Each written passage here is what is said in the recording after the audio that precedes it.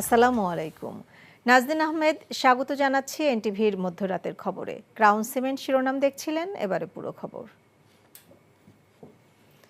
কর্মবিরতি প্রত্যাহারের ঘোষণা দিয়েছেন 11 দফা দাবিতে আন্দোলনরত পুলিশ সদস্যরা। রোববার বিকেলে স্বরাষ্ট্র মন্ত্রণালয়ে উপদেষ্টা ব্রিগেডিয়ার জেনারেল এম শাফাত হোসেনের সঙ্গে আন্দোলনরত পুলিশ সদস্যদের একটি প্রতিনিধি দলের বৈঠকে এই সিদ্ধান্ত হয়। বৈঠকে ইতিবাচকভাবে পুলিশকে উপস্থাপনের জন্য পুলিশের ইউনিফর্ম ও লোগোয় পরিবর্তন আনারও সিদ্ধান্ত হয়। পুলিশকে যাতে কারো লাঠিয়াল হতে না হয় সেজন্য স্বাধীন একটি কমিশন গঠনের ব্যাপারেও বৈঠকে আলোচনা হয় বলে জানা গেছে। আর সাবেক সরকারের আমলে পুলিশ সদস্যদের কেউ যদি অন্যায় করে থাকে, সুষ্ঠু তদন্ত সাপেক্ষে তাদের শাস্তির ব্যবস্থা করা হবে বলে জানানো হয়।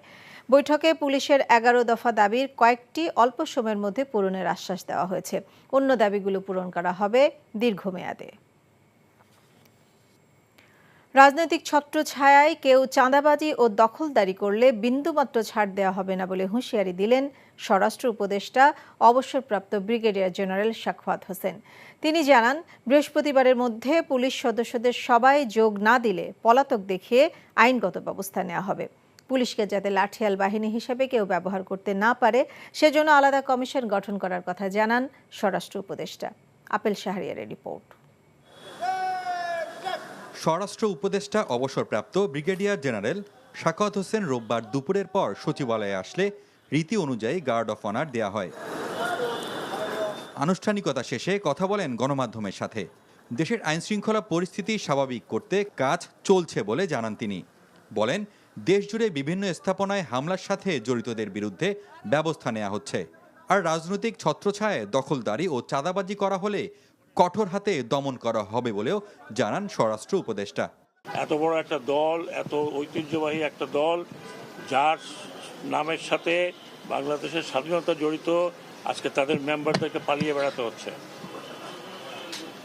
তাদের জায়গা যদি আপনি মনে করেন যে আমি আসলাম দখল করব, বাজার দখল করব, ঘাট দখল করব, এটা দখল করব, চাঁদাবাজি করব, কিছুদিন করেন, কিন্তু আমি সেনা প্রধানকে বলেছি, রিকোয়েস্ট করেছি, পা ভেঙে যেতে আপনাদের।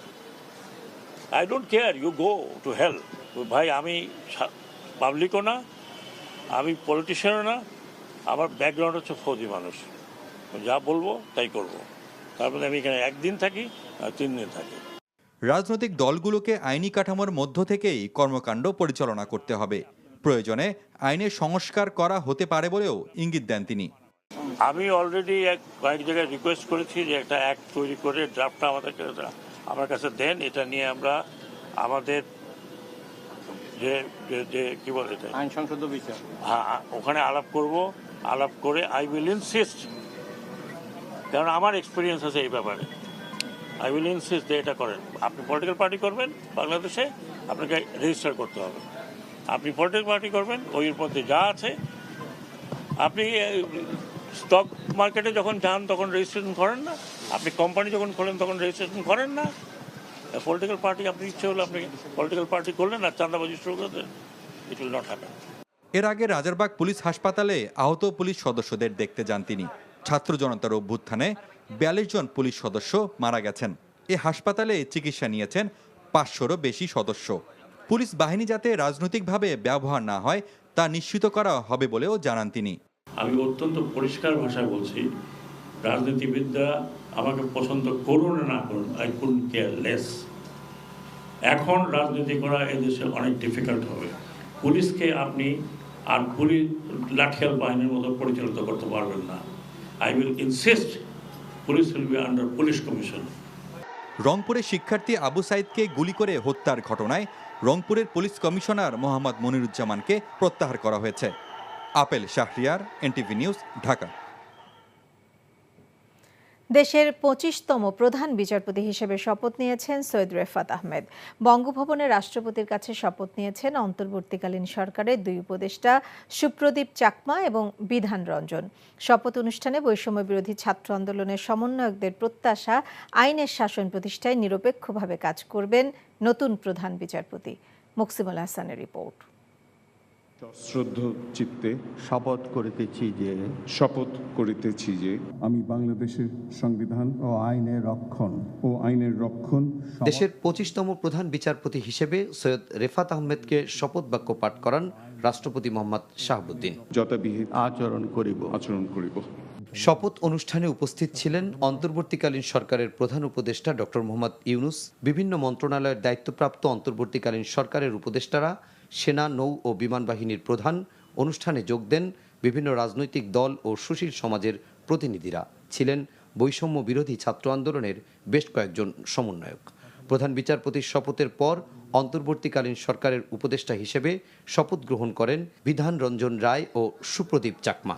আমি বাংলাদেশের প্রতি অকৃত্রিম বিশ্বাস ও আনুগত্য পোষণ করিব। এ সময় তারা গোপনীয়তার শপথ বাক্য পাঠ করেন এবং সই করে আনুষ্ঠানিকভাবে দায়িত্ব গ্রহণ করেন।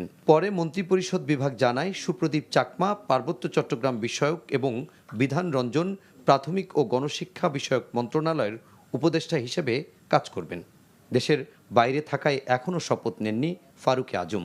এর আগে প্রধান উপদেষ্টা সহ মোট 14 জন উপদেষ্টা শপথ নেন বৃহস্পতিবার রাতে বঙ্গভবনে।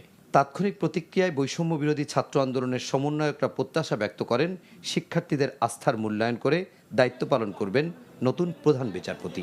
পুরো বাংলাদেশে এই বিচার ব্যবস্থাটি আর কোনো রাজনৈতিক আদর্শের ভিত্তিতে নয়, আর কোনো দলাদলির ভিত্তিতে নয়, কিংবা আর কোনো মতাদর্শের ভিত্তিতে নয়, বরং যেটি সত্য, যেটি ন্যায়সঙ্গত এবং যেটি আইনগতভাবে ঠিক, সেটির ভিত্তিতে বাংলাদেশের বিচার ব্যবস্থা চলবে এবং পুরো বাংলাদেশের বিচার ব্যবস্থার উপরে বাংলাদেশের মানুষের আস্থা ফিরে আসবে। রাষ্ট্র সংস্কারের কাজ এখন শুরু হয়েছে। রাষ্ট্র সংস্কার পূর্ণাঙ্গ না হওয়া পর্যন্ত আমরা এই অন্তর্বর্তীকালীন সরকারের সবসময় তাদের কাছেও আমরা একটা প্রেসার গ্রুপ হিসাবে আমরা কাজ করে যাব। এর আগে শনিবার দুপুরে বৈষম্য বিরোধী ছাত্র আন্দোলনের দাবির মুখে পদত্যাগ করেন প্রধান বিচারপতি ওবায়দুল হাসান। একই দিন দুপুরে পদত্যাগ করেন আপিল বিভাগের আরও 5 জন বিচারপতি। Muksimul Ahsan, NTV news, Dhaka. চাঁদাবাজি, সিন্ডিকেট ও অন্যায়ের বিরুদ্ধে কঠোর অবস্থান জানিয়ে অন্তর্বর্তীকালীন সরকারের উপদেষ্টারা বলেছেন, রাষ্ট্রের কাঠামোগত যে পরিবর্তনের কথা এতদিন বলেছেন তা বাস্তবায়নের চেষ্টা করা হবে। রোববার সচিবালয়ে প্রথম কর্মদিবসে ঊর্ধ্বতন কর্মকর্তাদের সাথে বৈঠক শেষে এসব বলেন তারা। আর শিক্ষার্থীদের আন্দোলনের সময় ডিজিটাল ক্র্যাকডাউনের সাথে জড়িতদের বিরুদ্ধে ব্যবস্থা নেওয়া হবে। রকুনুদ্দিনের রিপোর্ট। রোববার সকাল 9টার পর থেকে সচিবালয়ে নিজ কার্যালয়ে আসতে থাকেন অন্তর্বর্তীকালীন সরকারের উপদেষ্টারা। আনুষ্ঠানিকভাবে প্রথম কর্মদিবসে সচিবসহ ঊর্ধ্বতন কর্মকর্তাদের সাথে বৈঠক করেছেন সবাই। আর গণমাধ্যমের সাথে আলাপকালে রাষ্ট্রের কাঠামোগত সংস্কারের বিষয়ে স্বচ্ছতার সাথে পদক্ষেপ, প্রয়োজনে নীতিগত পরিবর্তন আনা হবে বলে জানান তারা। আমরা চেষ্টা করব মানুষের আস্থা এই প্রশাসনের উপর দ্রুত কিভাবে স্থাপন করা যায়, সেটার জন্য এমন কিছু ইস্যুতে কাজ করা যেখানে মানুষ দৃশ্যমান কিছু ফল দেখতে পাবে। সকল ক্ষেত্রের জন্য সুশাসন, জবাবদিহিতা ও স্বচ্ছতা নিশ্চিত করার জন্য প্রশাসনিক কিছু ব্যবস্থা আমরা গ্রহণ করব। অস্বচ্ছতা যেখানে আছে সেটা আমরা দূর করব। স্টেক হোল্ডারদেরকে আমরা অংশীদার করব যাতে করে স্বচ্ছতাটা তৈরি হয় এবং অ্যাকাউন্টেবিলিটিটা আমরা নিশ্চিত করব। সেখানে এদের কি মনিটরিং মেকানিজম আছে আমি এটা বুঝবো। প্রয়োজন হলে আমরা নতুন মনিটরিং মেকানিজম অন্তর্ভুক্ত করব। পণ্যের দাম কমাতে সিন্ডিকেট ও চাঁদাবাজি নিয়ন্ত্রণ সহ জনগণের মাঝে স্বস্তি ফিরিয়ে আনতে অন্তর্বর্তীকালীন সরকার কাজ করবে বলেও জানান উপদেষ্টারা। যেখানে ভুলগুলো হয়, যার কারণে মানুষের হয়রানি হওয়ার কারণে আলটিমেটলি তাকে হাইস্ট কোর্টে আসতে হয়, এইটা যতটা মিনিমাইজ করে। এই পুরো সরকারটাই চ্যালেঞ্জ। পুরো সরকারের সামনে যে দেশের যে চলমান অবস্থা, সেটা একটা চ্যালেঞ্জ। আমাদের দায়িত্ব হলো এটার দাম কমানো এবং এখানে অনেক সিন্ডিকেট আছে অনেক লেভেলে। যেমন আমি একটা জায়গায় শুনছি যে শুধু চাঁদাবাজির কারণে দাম বেড়ে যায়। তো আমার মনে হয় যে সেই সব জায়গায় কিন্তু একটা মন্ত্রণালয় একা কাজ করতে পারবে না, এটা পরিকল্পনা মন্ত্রণালয়, অর্থ মন্ত্রণালয় সবাই মিলে করতে হবে। আর ইন্টারনেট সেবা পাওয়া সবার অধিকার উল্লেখ করে ভবিষ্যতে গতি কমানো বা বন্ধের মতো পদক্ষেপ ঠেকাতে ব্যবস্থা নেওয়া হবে বলে জানান সংশ্লিষ্ট উপদেষ্টা। ইন্টারনেট বন্ধ বলেন বা সেটাকে সীমিত পর্যায়ে নিয়ে আসা, এই মানবাধিকার বিষয়টাকে মাথায় রেখেই করতে হবে যাতে কারো মানবাধিকার লঙ্ঘিত না হয় এবং তথ্যের অবাধ প্রবাহ থাকে, যাতে সাংবাদিক সহ শুরু করে সবাই সেই সত্যটি জানতে পারে। তবে আমি আজকে চেষ্টা করব প্রথম দিনই যে গত আন্দোলনে যে ডিজিটাল ক্র্যাকডাউন আমরা বলেছি ইন্টারনেট বন্ধ করে, তার তদন্তের জন্য আজকে আমি ব্যবস্থা নেব যে কেন এই ঘটনাটি ঘটেছিল এবং কারা সেটার সাথে জড়িত ছিল। বর্তমানে দেশ জুড়ে চলা অস্থিরতা মোকাবেলা করে স্বাভাবিক পরিস্থিতিতে ফিরিয়ে আনাকেই চ্যালেঞ্জ উল্লেখ করে এজন্য প্রয়োজনীয় পদক্ষেপ নেওয়া হচ্ছে বলেও জানান অন্তর্বর্তীকালীন সরকারের উপদেষ্টারা। Roknuddin, NTV news, Dhaka. সাবেক প্রধানমন্ত্রী শেখ হাসিনাকে দেশে ফিরিয়ে আনার বিষয়ে আইন মন্ত্রণালয়ের পরামর্শ অনুযায়ী ব্যবস্থা নেওয়া হবে বলে জানিয়েছেন পররাষ্ট্র উপদেষ্টা তৌহিদ হোসেন। রোববার বিকেলে পররাষ্ট্র মন্ত্রণালয়ে এক ব্রিফিংয়ে তিনি একথা বলেন। সেন্ট মার্টিন বা বঙ্গোপসাগর যুক্তরাষ্ট্রকে দেওয়ার কোনো অঙ্গীকার পররাষ্ট্র উপদেষ্টা বা আন্দোলনরত শিক্ষার্থীরা কেউ করেনি। অন্তর্বর্তীকালীন সরকার দেশের স্বার্থ রক্ষায় সব দেশের সাথে সুসম্পর্ক বজায় রাখবে বলেও জানান তিনি। তামজিদ সুমনের রিপোর্ট। রোববার বিকেলে পররাষ্ট্র মন্ত্রণালয়ে সংবাদ সম্মেলন করেন পররাষ্ট্র উপদেষ্টা তৌহিদ হোসেন। এ সময় সাংবাদিকদের বেশ কিছু প্রশ্নের জবাব দেন তিনি। উপদেষ্টা বলেন, বর্তমান সরকারের চূড়ান্ত লক্ষ্য একটি সঠিক নির্বাচনের ব্যবস্থা করা। মেনে নেওয়ার একটা পরিবেশ আসুক দেশে। পররাষ্ট্র উপদেষ্টা বলেন, গণ অভ্যুত্থানে নিহতদের প্রকৃত সংখ্যা এখনও চূড়ান্ত হয়নি। জানান, সরকারে থাকা 2 সমন্বয়ক প্রাথমিক 450 জনের মধ্যে নির্ভুলভাবে চূড়ান্ত তালিকা করবেন। বলেন, জনজীবনে শৃঙ্খলা ফেরানো ও অর্থনীতি পুনরুদ্ধার সরকারের অগ্রাধিকার। মানুষের মাঝে আমি বলতে চাচ্ছি যেটা, সেটা হলো ভিজিবল করতে হবে জিনিসগুলি এমনভাবে যাতে মানুষ সেটাকে গ্রহণ করে যে না, আসলেই আমাদের স্বার্থ রক্ষিত হয়েছে।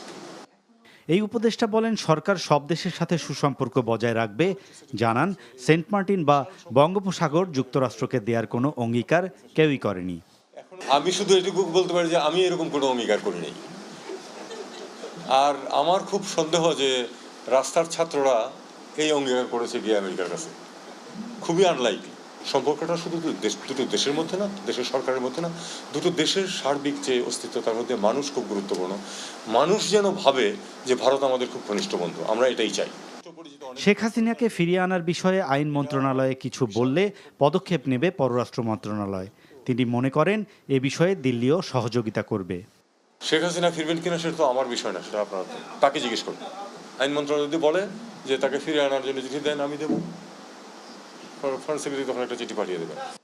এই মুহূর্তে একটি অস্থির অবস্থা বিরাজ করছে জানিয়ে স্থিতিশীলতা ফিরে এলে সরকারের মেয়াদ কতদিন হবে তা বলা যাবে বলে মনে করেন তিনি। Thank you. Tamjid Sumon, NTV news, Dhaka. নেতাকর্মীদের ফুলেল শুভেচ্ছায় সিক্ত হলেন ভারত থেকে প্রায় 9 বছর পর দেশে ফেরা বিএনপির স্থায়ী কমিটির সদস্য সালাউদ্দিন আহমেদ। দেশে ফিরে তিনি বললেন, সবাইকে দলমত নির্বিশেষে একসাথে কাজ করতে হবে, সাবধান থাকতে হবে দেশের বাইরের ও ভেতরের ষড়যন্ত্রকারীদের থেকে। রোববার দুপুর 3টায় বিমানবন্দরের ভিআইপি গেট দিয়ে বের হতেই নেতাকর্মীরা ফুল দিয়ে শুভেচ্ছা জানান সালাউদ্দিন আহমেদকে। 2015 সালের 11 মে থেকে ভারতের মেঘালয় রাজ্যের শিলংয়ে ছিলেন সালাউদ্দিন আহমেদ। তার আগে 2 মাস নিখোঁজ ছিলেন তিনি। দল ও পরিবারের পক্ষ থেকে অভিযোগ করা হয়, 2015 সালের 10 মার্চ গভীর রাতে রাজধানীর উত্তরার ফ্ল্যাট থেকে র্যাব ও আইন শৃঙ্খলা বাহিনীর পরিচয়ে সালাউদ্দিনকে তুলে নিয়ে যাওয়া হয়। এর 2 মাস পর পাশের দেশ ভারতের মেঘালয়ের শিলং থেকে তাকে উদ্ধার করে ভারতীয় পুলিশ। বিমানবন্দর থেকে দলীয় নেতাকর্মীদের নিয়ে শহীদ রাষ্ট্রপতি জিয়াউর রহমানের মাজার জিয়ারত করেন সালাউদ্দিন আহমেদ।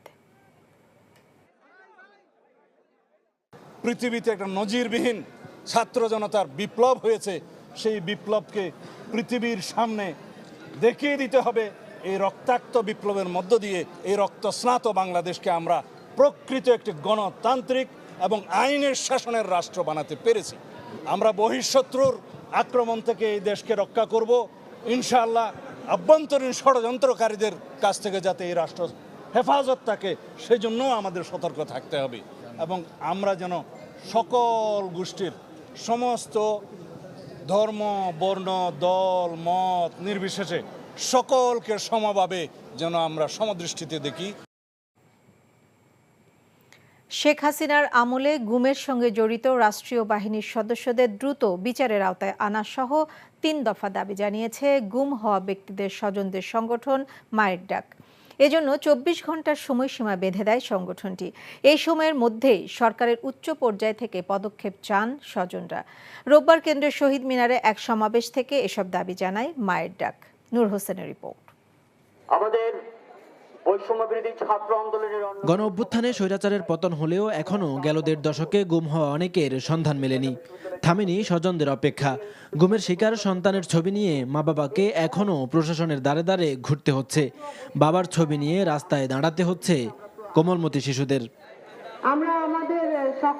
কেন্দ্রীয় শহীদ মিনারে দাঁড়িয়ে তাই প্রিয়জনদের ফেরত দেওয়ার আকুতি বছরের পর বছর অপেক্ষায় থাকা স্বজনদের। পরিবারের একটাই চাওয়া, আমার ভাই সহ যারা আছে আমরা তো অনেক দিন অপেক্ষা করছি, আর তো অপেক্ষা করতে পারি না। আমাদের এখন দেয়ালে পিঠ ঠেকে গেছে। এখন আমরা বলি যে এখন নতুন করে যেহেতু আমরা একটু আশা করতেছি আমাদের ভাইদের ফেরত। সবাই তো স্বাধীন, কিন্তু আমি সবাই স্বাধীন হয়েছি, কিন্তু আমরা স্বাধীন হইতে পারিনি। এখন আমি আমার বাবাকে ফিরত চাই। এই 11 বছর ধরে শুধু এই ছবিটা নিয়ে আমরা দৌড়াদৌড়ি করছি। একবার ডিবি অফিসে যাই, ডিবি অফিস থেকে বলে আমাদের কাছে আনেনি, আমরা আবার ডিবি বলে যে সিএমএম কোর্টে যান, আবার আমরা সিএমএম কোর্টে আসি। আয়নাঘরের মতো বন্দিশালা থেকে গুম হওয়া ব্যক্তিদের মুক্তি দিয়ে দ্রুত স্বজনদের কাছে ফিরিয়ে দেওয়া সহ 3 দফা দাবি জানিয়ে 24 ঘন্টার মধ্যে সরকারের পদক্ষেপ চেয়েছে স্বজনরা। জোরপূর্বকভাবে গুমের শিকার সকল ব্যক্তিকে আয়নাঘরের মতো যত বন্দিশালায় রাখা হয়েছে তাদেরকে নিঃশর্ত মুক্তি দেওয়া হোক, নিজ নিজ পরিবারের কাছে ফেরত দেওয়া হোক। দ্বিতীয়টা যেটা ছিল জাতিসংঘের তত্ত্বাবধানে যেন জোরপূর্বক গুমের শিকার ব্যক্তি এবং পরিবারের সদস্যদের নাগরিক তত্ত্বাবধানে একটা কমিশন দ্রুত গঠন করা হোক। মানববন্ধনে যোগ দিয়ে গণ অভ্যুত্থানের নেতারা মায়ের ডাকের দাবির সঙ্গে সংহতি প্রকাশ করেন। এই পরিবারগুলো যেন পুনর্বাসিত হয় সে দাবিও আমরা জানাচ্ছি। আজকে মায়ের ডাক এখানে উপস্থিত হয়েছে। মায়ের ডাকের যে দাবি, সে দাবির সঙ্গে আমরা দীর্ঘ সময় ধরে একত্রতা পোষণ করে আসছি। স্বজনদের প্রত্যাশা সরকারের উচ্চ পর্যায়ের হস্তক্ষেপে প্রিয়জনদের ফিরে পাবেন তারা। নূর হোসেন, এনটিভি নিউজ, ঢাকা। খবর শেষ করছি, যাবার আগে ক্রাউন সিমেন্ট শিরোনামগুলো আরেকবার। কর্মসূচি প্রত্যাহার করেছে পুলিশ, কাজে যোগদানের ঘোষণা। আইন মন্ত্রণালয়ের সুপারিশ পেলে হাসিনাকে ফিরিয়ে আনার ব্যবস্থা নেওয়া হবে, পররাষ্ট্র উপদেষ্টা। গুম হওয়া মানুষের হদিশ পেতে 24 ঘন্টার আলটিমেটাম, মায়ের ডাকের জড়িতদের শাস্তি দাবি। বাংলাদেশের সাম্প্রদায়িক সম্প্রীতি বিনষ্টে গুজব ছড়াচ্ছে ভারত, বলছে বিবিসির ফ্যাক্ট চেকার। এই ছিল মধ্যরাতের খবরে। এই খবরের ভিডিও সহ আপডেট জানতে ভিজিট করুন এনটিভি অনলাইন www.ntvbd.com। এছাড়াও এনটিভি জনপ্রিয় সব অনুষ্ঠান ও খবরের আপডেট জানতে ভিজিট করুন আমাদের ইউটিউব ও ভেরিফাইড ফেসবুক পেজ। সকাল 7:30টায় সকালের খবর দেখার আমন্ত্রণ রইল। সবাইকে ধন্যবাদ।